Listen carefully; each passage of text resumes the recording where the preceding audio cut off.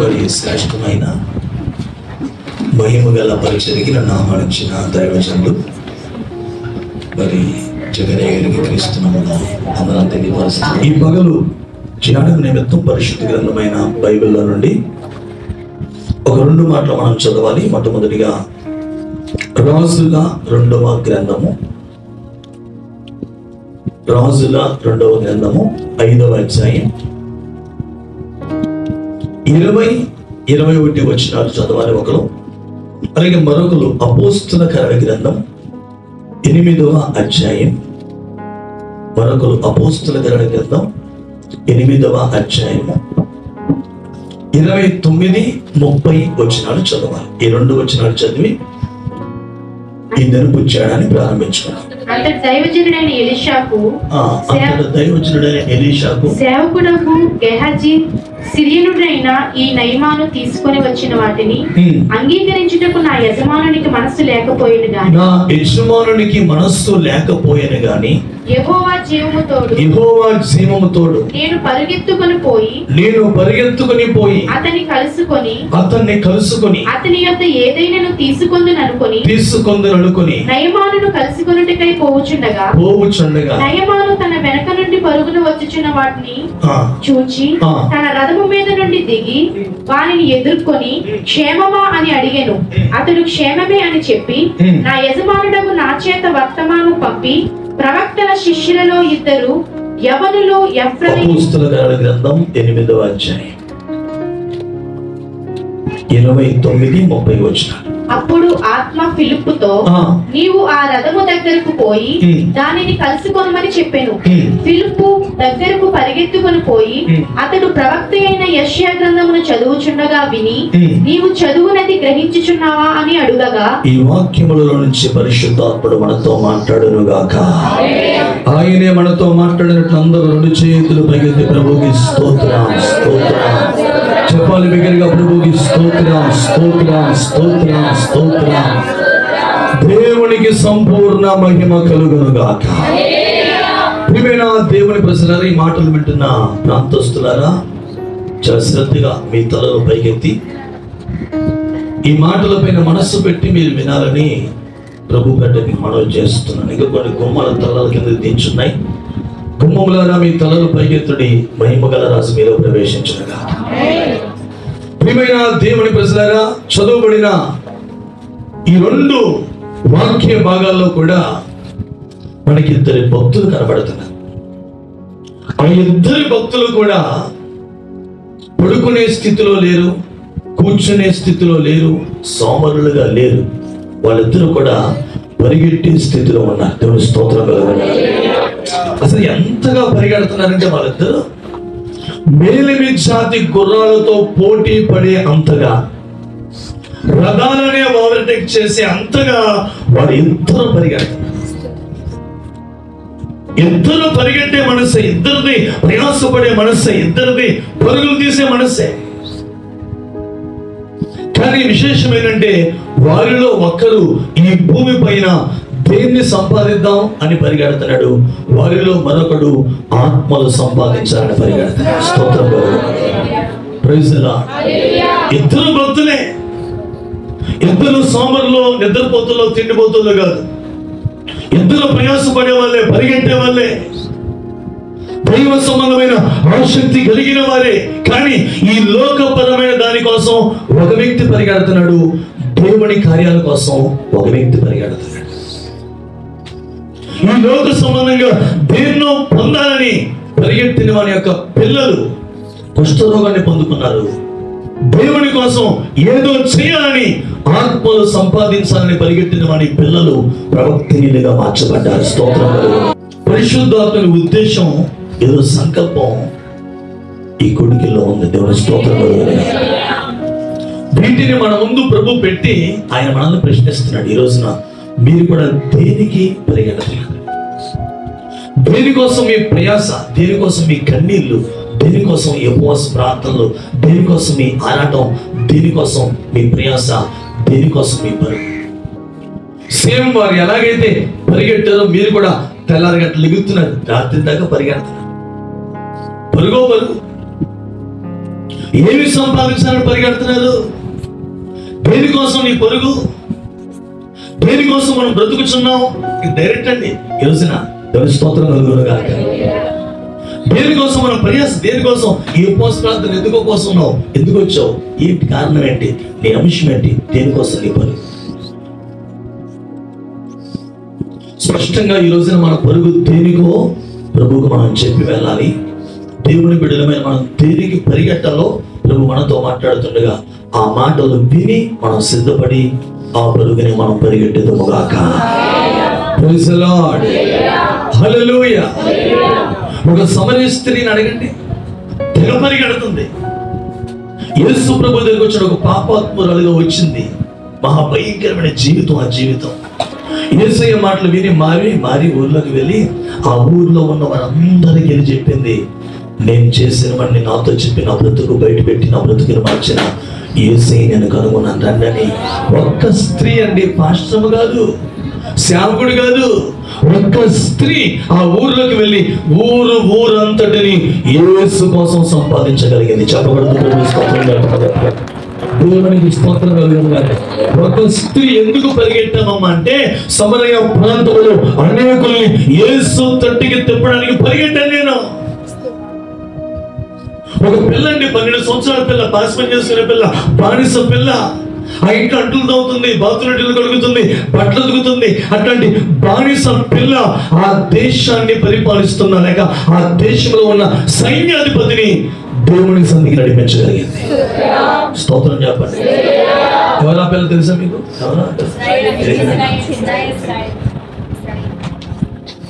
చూడండి, ఒక చేపతో ప్రభు అన్నాడు, ఇదిగో ఇప్పుడు ఒక గ్యాన్ వేస్తాడు వ్యక్తి వచ్చి, మీరు నా కోసం పట్టుబడాలి, మీ పొట్ట చీలిస్తాడే వ్యక్తి, చీల్చిన మీరు నా కోసం తెగించి చీలిపోవాలి, చచ్చిపోవాలి. ఎవరో ముందుకు వస్తారు, ఒక షెకేల్ వేస్తాను ఫస్ట్ నేను, ఆ షెకేల్ని నీ పొట్ట నుంచి తీసి నా నిమిత్తం పన్ను కొట్టుకోవడానికి ఎవరు నిలబడతారని వేసి చెప్తే పెద్ద పెద్ద చేపలన్నీ భయపడ్డాయి. ఒక చిన్న పిల్ల చేప బయటకు వచ్చింది. అయ్యా వేస్తావయ్యా. ఆ షెకేల్ వేస్తే ఆ షెకేల్ని మింగితే గొంతుకు పట్టి నొప్పి రాదా? చెప్పండి. ₹10 మన పిల్లలు మింగితే గొంతుకులు పట్టదా?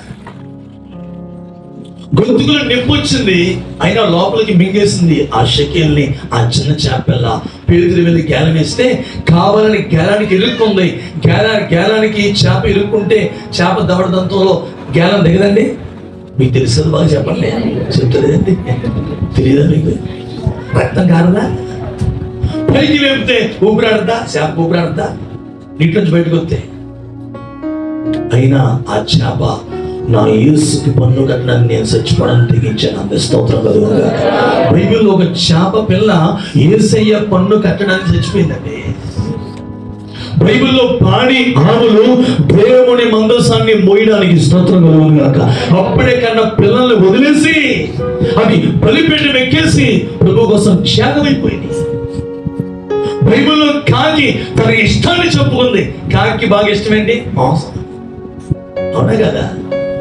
మా చిన్నప్పుడు ఆరు బయట మాంసం ఉడితేనే కదా, ఇక ఉడుగుతున్నప్పుడు కాకులు వచ్చి ఉడుగుతున్న మాంసం కింద అట్టుకెళ్ళిపోయింది. తెలుసా ఎప్పుడైనా?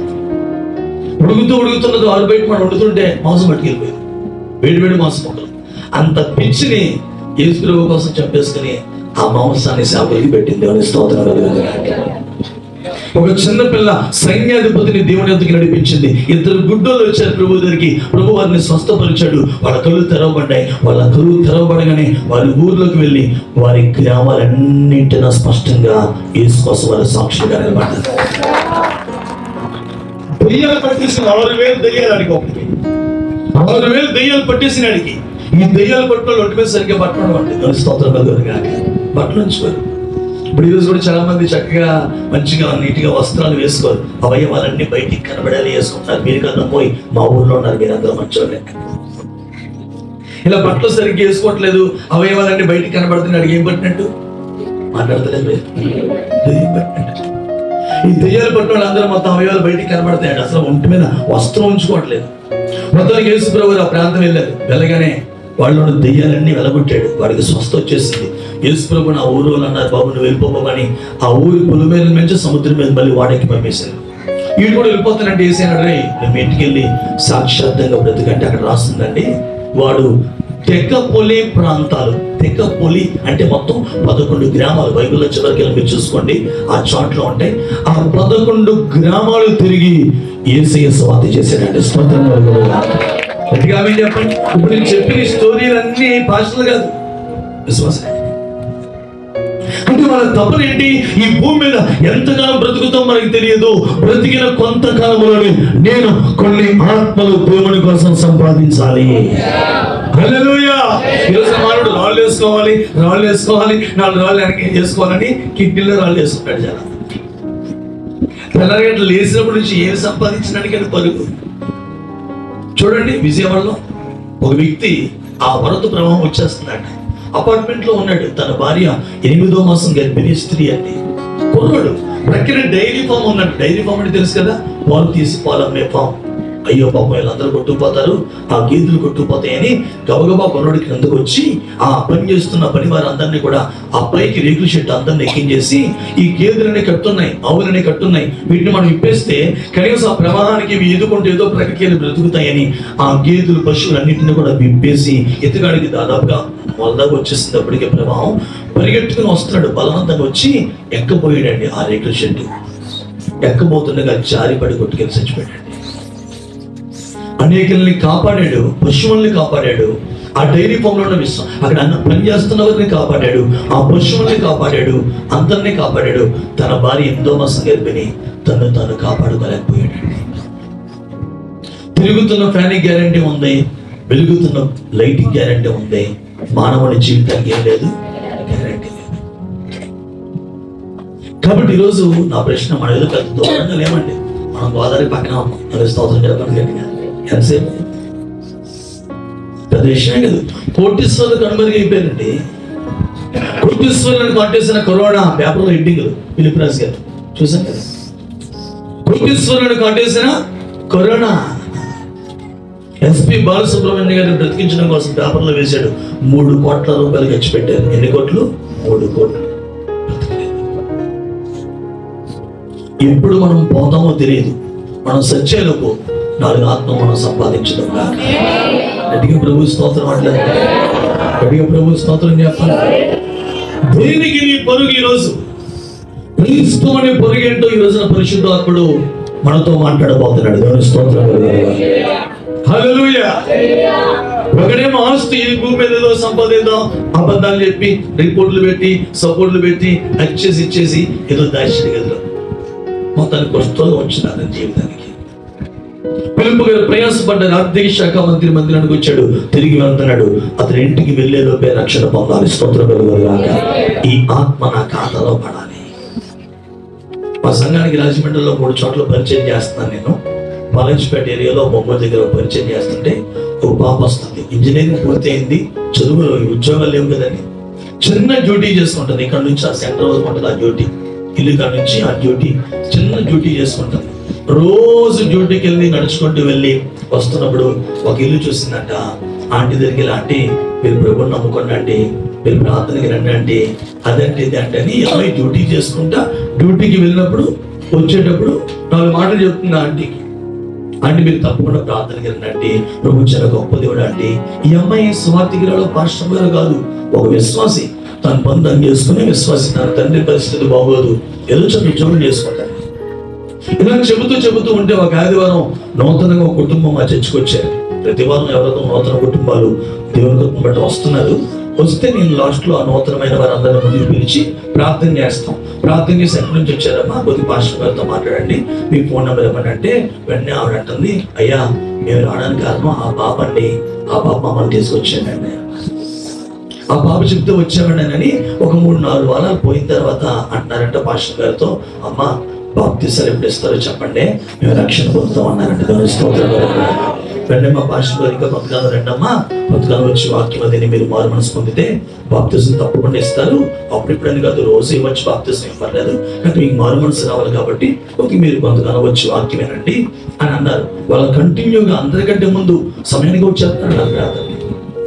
ఇప్పుడు నా ప్రశ్న, వాళ్ళ రక్షణ పొందారు అనుకోండి, వారి ఆత్మల ఏ అకౌంట్లో పడతాయి చెప్పండి? ఎవరి అకౌంట్లో పడుతుంది? నా అమ్మాయి అకౌంట్లో పడుతుంది. ఒకసారి మీరు వెనక్కి తిరిగి చూడండి, మీ అకౌంట్లో ఎన్ని ఆత్మలు ఉంటాయి? అయ్యారు నా అకౌంట్లో 10,000 ఉన్నాయండి. 10,000. అయ్యారండి నా అకౌంట్లో మొన్నే పడింది నా అమ్మఒడి 15,000 ఉన్నాయండి. ఈ కాదు డబ్బులు కదా అడిగేది. దేవుని స్తోత్రం అనండి గట్టిగా. గట్టిగా ఆమేన్ చెప్పండి. నీ అకౌంట్లో ఎన్ని ఆత్మలు ఉన్నాయి చెప్పు. డైరెక్ట్ ప్రశ్న. మేము పురాతనం నుంచి ఉన్నామండి. అయ్యి బాబోయ్ మేము స్టార్టింగ్ మేమేనండి ఈ ఊర్లో అయ్యగారి దగ్గరికి వెళ్ళేవాళ్ళండి. మంచిదేనమ్మా. ఎంతమందిని సంపాదించారు? ఎంతమందిని కన్నారండి? అయ్యారండి 6గురిని. మా నాన్నమ్మ కనింది 10 మందిని. ఎందుకు ఉపయోగం? దేవుని స్తోత్రం అంటే శరీరంగా కాదు నేను అడిగేది, ఆత్మీయంగా ఎంతమందిని మీరు కన్నారు? ఒకసారి అందరూ చెప్పండి. కాపరి అనండి. అందరూ గట్టిగా అనండి. గొర్రెలు అనండి. కాపరి. మీ కాపరి ఎవరో? ఆయన ప్రధాన కాపరి. మీ కాపరి ఎవరో? ఇప్పుడు ఏం చేయాలి? ఏం చెప్పాలి? టెక్స్ట్ పడతారు. మీరు చిన్నమందా భయపడకండి. పర్లవరాజ్యం మీదే. ధరిస్తాం ఓన్లే ఫస్ట్ కాపరి పెద్దయ్య గారు. తర్వాత పెద్దయ్య గారు నియమించాడు, బాబు బాధ్యతగా ఉండు అని నియమించబడిన కాపరి కాపరి అంటే ఏం చేస్తాడో తెలుసునండి. 1 గొర్రెలు మేపుతాడు, 2 గొర్రెలు కాస్తాడు. కాపరి పని ఏంటంటే అద్భుతమైన వాక్యంతో, అద్భుతమైన ఉపదేశంతో మీ అంతరంగాల్ని మేపేవాడే మీ కాపరి. 2 రోజు వేకో సమయంలో లేచి లేదా ఏదో సమయంలో రోజు మీ కుటుంబాల క్షేమం కోసం ప్రార్థన చేసి నిన్ను కాచేవాడే కాపరి. స్తోత్రం. అంటే వాక్యంతో మేపుతాడు. నీ కుటుంబ పరిస్థితుల కొరకు, నీ స్థితిగతుల కొరకు, నీ భర్త కొరకు, నీ భార్య కొరకు, నీ పిల్లల కోసం, నీ తల్లిదండ్రుల కోసం ఏ విపత్తు నీ కుటుంబానికి రాకుండా రోజు కంచె వేసి కాపాడేవాడే నీ సేవకుడు. స్తోత్రం కలుగునుగా. గట్టిగా ఆమేన్ చెప్పండి. కాపరి చేసే పనులు అనండి. అందరూ గట్టిగా చెప్పండి. ఎన్ని పనులు? 2. ఒకటేంటి? వాక్యంతో నిన్ను మేపుతాడు. 2 ఇప్పుడు నేను వచ్చాను, వాక్యం చెప్తున్నాను. ఈ రోజు రేపు మధ్యాహ్నం మా ఊరు వెళ్ళిపోతాను, పడుకుంటా, తెల్లగంటలు ఎగుతాను. మీకోసం ప్రార్థన చేస్తానా? రాజమండ్రిలో దేవునికి ఇచ్చిన 3 సంఘాల కోసం ప్రార్థన చేస్తానా? కదా ఏ టీవీలో వచ్చినాయనైనా, ఏ యూట్యూబ్లో వచ్చినాయనైనా మీకోసం ప్రార్థన చేయడు. ఎందుకంటే 4 సంఘాలు నా కోసం చేస్తాను. నీకోసం ఎవడు ప్రార్థన చేస్తానని నీ స్థానిక సేవకుడే. స్తోత్రం. హల్లెలూయా. ఇప్పుడు గొర్రెలు అనండి. అందరూ ఎవరో? అన్ని గొర్రెలు తోడేనన్నాయి. ఇవన్నీ మంచి గొర్రెలు. దేవుని స్తోత్రం కలుగు. ఇప్పుడు నా ప్రశ్న, మరి గొర్రెలు ఏం చేయాలి? మాట్లాడుతుంటే ఏదైనాలి. గొర్రెలు కనాలి. కనకుండా ఉన్నాం అనుకో, సొత్తడు చూసి ఇది గొర్రె ఎందుకు పనిచేది, ఇది గొర్రె కొట్టు గొర్రె అని ఏం చేస్తాడు? 2-3 సంవత్సరాలు చూసి ఏ ఈత ఏం లేదనుకో, జాతికి ఎవరికి అమ్మేస్తాడు? గట్టిగా ప్రభువుకి స్తోత్రం చెప్పండి. హల్లెలూయా. ఏమనుకోద్దండి. ఇప్పుడు ఇక్కడ ఈ సంఘానికి వచ్చే వాళ్ళు చేతులు పైకి, ఇక్కడికి వస్తున్న వాళ్ళు చేతులు పైకి, ఈ ఊళ్ళో పూర్తిగా అతను చేతులు పైకి. కొన్ని మాట్లాడుతాను, మీరేం ఫీల్ అవ్వరు కదా? ఫీల్ అవ్వరంటే అడుగుతాను. అమ్మా మీ ఇంట్లో మొత్తం ఎంతమంది ఉంటారమ్మా? 4. ఎంతమంది వచ్చారమ్మా? వచ్చారు 7 మంది వచ్చినాయి. మీ ఇంట్లో అమ్మా 7 4. ఎంతమంది వచ్చారమ్మా? 4 వచ్చారమ్మా. మీ ఇంట్లో ఎంతమందమ్మా? ఎంతమంది వచ్చారమ్మా? ఇంకా ఎంతమంది రావాలమ్మా? లెక్కే 2. మీ ఇంట్లో ఎంతమందమ్మా? ఎంతమంది వచ్చారమ్మా? ఇంకా ఎంతమంది రావాలి? 2. 2 ఎంత అయింది? లెక్క. అమ్మ మీ ఇంట్లో ఎంతమంది? ఇక్కడ ఈ సంఘస్థులు చెప్పండి. మీ ఇంట్లో ఎంతమంది ఉంటారమ్మా? గ్రీన్ సారీ చెప్పండి, పర్లేదు. మీరు ఈ సంఘమేనా కదా? మీరమ్మా మీరు ఇక్కడికి వచ్చిన వాళ్ళు చెప్పండి. ఇక్కడికి వచ్చిన వాళ్ళు చేతులు పైకి ఎత్తారని ఎవరన్నా? ఆ మీ ఇంట్లో ఎంతమంది ఉంటారమ్మా? ఎంతమంది? 4 వచ్చారా? ఇలా మీరు లెక్కేసుకొని చివరి దాకా మీతో పాటుగా తింటున్న వాళ్ళు, మీతో పాటుగా ఉంటున్న వాళ్ళు ఇంకా 50 మంది రావాలి. లెక్కేసుకోండి. అడిగే స్తోత్రం అట్లేదు. మళ్ళీ వాళ్ళ బాధ్యత ఎవరిని? ఏమయ్యా హోటల్ పెట్టారు, ఎవరో వస్తున్నారంటే రాజమండ్రి నుంచి, అన్నం వండి పెట్టాను, తిని పడుతాయా, నేను వెళ్ళిపోతాను వచ్చాను.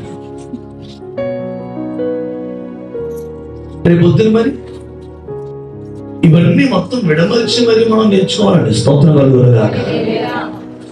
ఈ ధనవంతుడికి యాత్ర పెట్టుబడిస్తున్న దగ్గరికి వెళ్ళాక వచ్చింది ఆత్మభావం. ఎక్కడికి వెళ్ళాక, నా తండ్రి నాకు ఇంకా 5 భూమి మీద సహోదరులు ఉన్నారయ్యా, అది ఇక్కడికి రాకూడదు. వీడికి ఆత్మభావం ఎక్కడ వచ్చింది? ఆత్మభావం ఎక్కడ వచ్చింది? చచ్చేకి వచ్చింది. నీ భర్త సంగతి ఏంటి, నీ పిల్లల సంగతి ఏంటి, నీ రక్త సంబంధుల సంగతి ఏంటి, నీ బంధువుల సంగతి ఏంటి, నీ స్నేహితుల సంగతి ఏంటి? మా సంఘానికి ఒక చిన్నపిల్ల వచ్చేదండి. అయ్యారు సాక్ష్యం చెప్తున్నాను, ఏమనుకోద్దాం, సాక్ష్యం చెప్పచ్చు కదండి. 7వ తరగతి చదివే పాప వచ్చింది.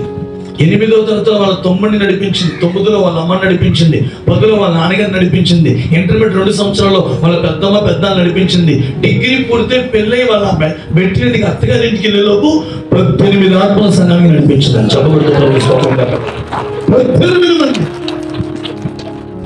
చిన్న పిల్ల ఆశ్చర్యమయ్యారు. 18 మంది నడిపించింది. పెళ్ళి వెళ్ళేలోపు సంఘంలో పరిచయం చేసి అమ్మాయి కృషి చేసేది. 3 పిల్లలు తయారు చేసింది 18 మందిలో పరిచయం చేయడానికి. సండే స్కూల్ చెప్పేది. 2 టీచర్స్ రెడీ చేసింది ఈ అమ్మాయి పెళ్ళి వెళ్ళేలోపు. నువ్వు కొత్త జనరేషన్ ఎలా పడితే సంఘంలో నువ్వే తయారు చేయాలి. ఏం పడిచారు మా నాన్నగారు టైంకి వాకింగ్ చెప్పొచ్చింది. నేను ఎందుకు ఈ మాట చెప్తున్నానంటే, నీ పరుగు దేనికి, నీ ప్రయాసం దేనికి మనం పరిగెడుతున్నాం.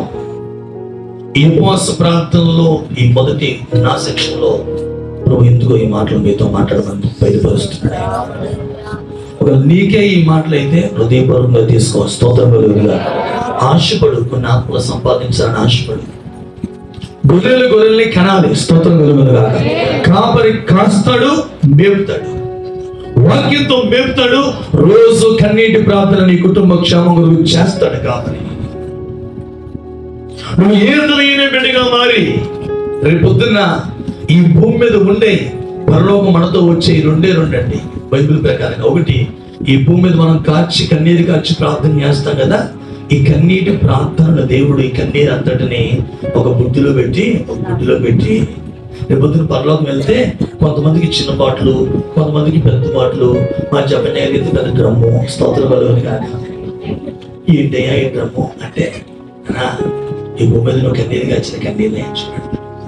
మాకు బాట ఉంటుంది. ఏంటి ప్రభు ఈ బాట అంటే, నువ్వు భూమి మీద కన్నీరు కాచిన అంటే, ఈ భూమి మీద కాచిన కన్నీరు రేపు పరలోకంలో మనకు వస్తుంది. 2, ఈ భూమి మీద నువ్వు సంపాదించిన ఆత్మను చూపించి, రే ఈ నలుగురు నిన్ను బట్టి వచ్చారా పరలోకం అని, రేపు వారిని బట్టి దేవుడు నీకు బహుమానము కలగజేయబోతున్నాడు. స్తోత్రం కలుగునుగా. కాబట్టి కేవలం మనం పరలోకం ప్రవేశిస్తే చాలా, పరలోకంలో బహుమానం పొందాలి. మాట్లాడుతుంది అవి అనుకున్నారమ్మా, మీరు మాట్లాడుతుంది ఏంటమ్మా? మీరు అందరూ మాట్లాడకూడదు అనుకుని వచ్చారండి. దేవుడు మందిలో ఫ్రీగా ఉన్నాడు. దేవుని స్తోత్రం కలుగునుగా. అడిగి చెప్పండి, యేసయ్యా నీకు స్తోత్రం అని చెప్పు.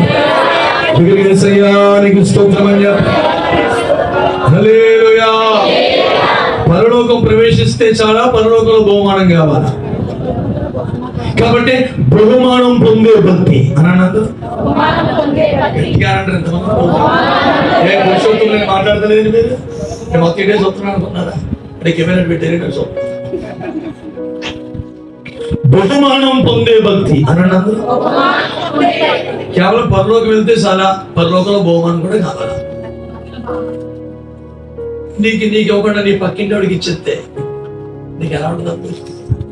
నాకేమీ లేదా ప్రభు, ఈ లోపు నీకు ప్రభు ఏ బహుమానం ఇవ్వడు. 2, మీ ఆయన కూడా కిందకి వెళ్ళంటాడు. పనికి మారింది ఎప్పుడు అది వెళ్ళిపోయింది అప్పుడు నన్ను ఎప్పుడు తీసుకెళ్ళదు ప్రార్థన అంటాడు. నేను అడిగలేక వెళ్ళిపోయాడు కదా. అక్కడ ఎప్పుడు మామూలుగా ఉండదు. అక్కడ ఆ వేడికి తట్టుకోలేక, ఆ భయంకరమైన వేదన భరించలేక, ఆ భయంకరమైన పరిస్థితి భరించలేక, అగ్ని ఆరని పురుగు చావని భయంకరమైన స్థితి భరించలేక వాళ్ళు ఏం చేస్తారు తెలిసినా? నిన్నే తిడతారు. భూమి మీద బతికింది కానీ, చర్చికి వెళ్ళింది కానీ ఎప్పుడు నాకు చెప్పలేదు, నన్ను తీసుకెళ్ళలేదు, ఇదే వెళ్ళిపోయింది ఒక అత్తయ్య. కాబట్టి ఈరోజు మన విషయం చెప్పండి అందరూ. క్రైస్తవుని పరుగు అనండి అందరు గట్టిగా చెప్పండి. నేను దేనికోసం పరిగెత్తాలి? పక్కన చూసిన చెప్పండి. మీరు నా మొహం కాదు, పక్క వారి మొహం చూసి చెప్పండి. బాగా చెప్తున్నారు మీ ఊరు చెప్పండి. మీరు దేనికోసం పరిగెట్టాలి? స్తోత్రం. పరిగెట్టాలా? మనం నిద్రపోవాలా? పరిగెట్టాలి. దేనికోసం పరిగెట్టాలి? మొట్టమొదటి మాట దేనికోసం తెలిసిన? ఆత్మలు సంపాదించడానికి పరిగెట్టాలి. టార్గెట్ పెట్టుకోండి, ఈరోజు పెట్టుకోండి. ఈ నెలకు, ఈ సంవత్సరం ఆఖరిగా 3 నెలలు ఉన్నాయి. October, November, December. ఈ 3 నెలల్లో కనీసం ఒక్క ఆత్మ అయినా సంపాదించాలి. అప్పుడు మీరు ఒక్కొక్కరు ఒక ఆత్మ తీసుకొచ్చారనుకోండి, మీరు అనొచ్చు వాగ్దానం ఉందా? బైబిల్లో ఉంది. ఒక్కొక్క యూదుని చెంగుని పట్టుకుని 10 మంది అన్యజనులు వస్తారు. అంటే మనం ఒకరిని కాదు బ్రదర్, ఒక్కొక్కరిని పట్టుకుని 10 మంది అంట. మరి ఇప్పుడు మిమ్మల్ని బట్టి ఒక్కొక్కరు 10 మంది వస్తే ఈ స్థలం సరిపోతా?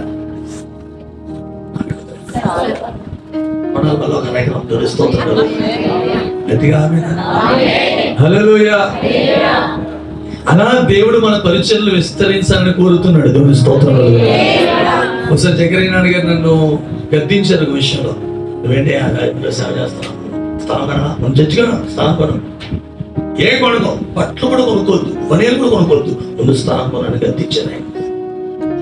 అప్పుడు ఏదో ఉన్న దాంట్లోనే చిన్నది, అప్పుడు అద్దెకుండేవాడిని. ఒక చిన్న స్థలం కొను. దేవుడి కృపలో ఆ స్థలం అంతా ఆత్మతో నింపేశాడు. దేవుని స్తోత్రం. ఇప్పుడు మళ్ళీ పక్కనే ఆ స్థలం నాడుకుని పక్కన ఉంది. దానికోసం ప్రార్థన చేస్తున్నాం. ప్రభా ఇది సరిపోవట్లేదయ్యా, ప్రభా ఇది సరిపోవట్లేదయ్యా అని ప్రార్థన చేస్తున్నాం. ప్రార్థన అని చెప్పారు నిలుస్తుంది కాబట్టి. దేవుని స్తోత్రం అంటలేదు గట్టిగా. ఆమెనా నేను కొంటున్నప్పుడు మీరు స్తోత్రం చెప్పారు, మీకు కూడా అవుతుంది. నీకేం వచ్చేస్తున్నారా? ఇంట్లో నిండిపోయిందా? ఇది నిండిపోయిందా? నవ్వుదు, నీకేం రాదు. ఇద్దరు భక్తులు పోటీగా ప్రార్థన చేస్తారు. ప్రభా నువ్వు దిగినా ప్రభా, దిగినా ప్రభా అని ఎదురు భక్తులు ప్రార్థన చేస్తారు. దేవుడు దిగి వచ్చి, నా కుమారుడా నీకేం కావాలని అడిగితే, వీడికి ఏం కావాలి వీడు చెప్పచ్చు వద్దా? దేవుడు వచ్చాడు, వీడికి ఏం కావాలి చెప్పాలొద్దా? ప్రభా ముందు దగ్గరికి వెళ్ళి ప్రభా వాడికి ఏం కాదు రెడ్డికి నాకు ఇచ్చాను. నీకు ఎందుకురా? దేవుడు నీ దగ్గరికి వచ్చాడు. సరే దేవుడు నీకు ఏం కావాలని అడిగాడు, నీకు కావాల్సింది నువ్వు చెప్పొచ్చు కదమ్మా. ప్రభా ఆడి దగ్గరికి వెళ్ళి ప్రభా ఆడికి ఏమి ఇస్తావు నాకు రెట్టింపు ఇచ్చే అంటే ఆడి ఈ మాట అన్నాడు. ఇది ప్రభు వాడి దగ్గరికి, నా కుమారుడా నీకేం కావాలి ప్రభా, నాకు కన్ను తీసి, ఒక కాలు తీసి, ఒక చెయ్యి తీసి అన్నాడు. ఏం తీసారంట? ఒక కన్ను తీసి, ఒక కాలు తీసి, ఒక చెయ్యి తీసి. ఇప్పుడు ఆడికి ఒక కన్ను ఒక కాలు సేపు తిరిగిన పోవాలి. ఇప్పుడు అంటే మనం పోయినా పర్లేదు, అవతల మొత్తం నష్టం అయిపోయిందా? యేసునాడు దరిద్రం నశించిపోవను గాక. అందరూ ఆమేన్ అన్నారా? సింపతి పని అందరూ మారు మనసు పొందండి. చెప్పండి, నేను దేనికోసం పరిగెట్టాలి అన్నారు. పక్కన చెప్పండి, మీరు దేనికోసం పరిగెట్టాలి. ఆ మొహం పెట్టి చెప్పండి, మీరు దేనికి? దేవునికి స్తోత్రం కలుగుతుంది. దేనికి పరిగెట్టాలని మొట్టమొదటిగా మనం చూసామండి, ఆత్మలు సంపాదించడానికి పరిగెట్టాలి. 2